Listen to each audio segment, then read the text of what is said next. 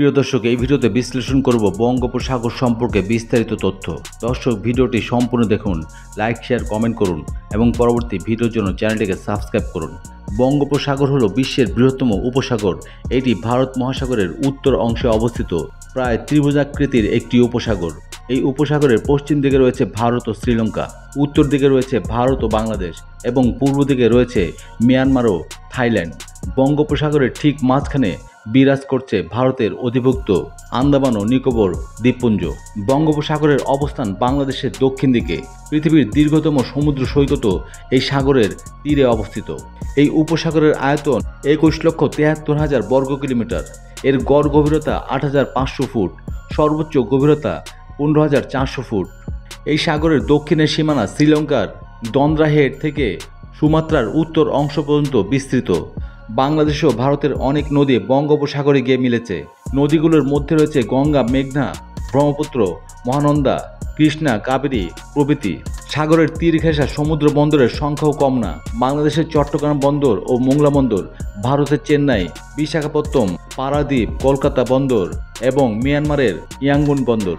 কক্সবাজার সমুদ্র সৈকতের পাশাপাশি বিভিন্ন দেশে বেশ কিছু পর্যটন কেন্দ্র গড়ে উঠেছে বঙ্গোপসাগরকে কেন্দ্র করে। বঙ্গোপসাগর সম্পর্কে বেশ কিছু রহস্য ও আকর্ষণীয় দিক রয়েছে, যা গবেষকদের এবং সাধারণ মানুষের কৌতূহল জাগিয়ে তোলে।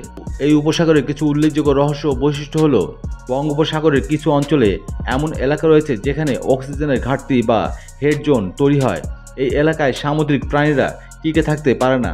বিজ্ঞানীরা ধারণা করেন শিল্প ও কৃষি থেকে আসা দূষণ এর জন্য দায়ী। এটি সামুদ্রিক বাস্তুতন্ত্রের জন্য একটি রহস্যময় এবং উদ্বেগজনক বিষয়।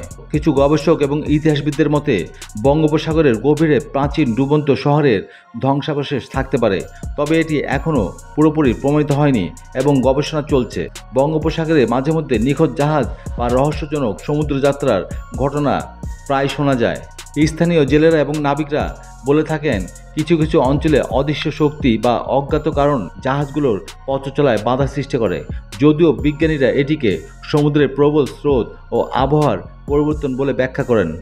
এই সাগরের তলদেশে গভীর খাদ বা চোরা গর্ত পাওয়া যায়, যা ভৌগোলিকভাবে বেশ জটিল এবং রহস্যজনক। এগুলো কিভাবে তৈরি হয়েছে এবং কেন এত গভীর তা এখনও গবেষণার বিষয়।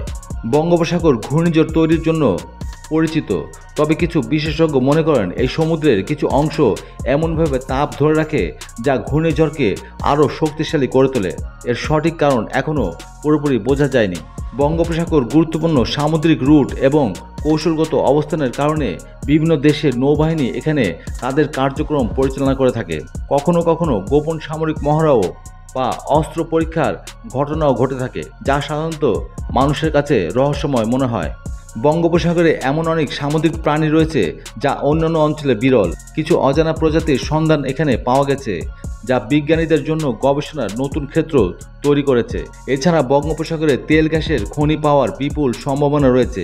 এই বিষয়ে ইতিমধ্যে বাংলাদেশ সরকার জরিপ করে সমুদ্রে তেল গ্যাস পাওয়ার অমিত সম্ভাবনার কথা জানিয়েছে। বাংলাদেশ সরকার তেল গ্যাস অনুসন্ধানে ব্যাপক উদ্যোগ গ্রহণ করেছে। সর্বোপরি বঙ্গোপসাগর শুধু বাংলাদেশের নয়, বরং গোটা অঞ্চলের জন্য একটি প্রাকৃতিক বিস্ময় এবং রহস্যময় স্থান হিসেবে বিবেচিত।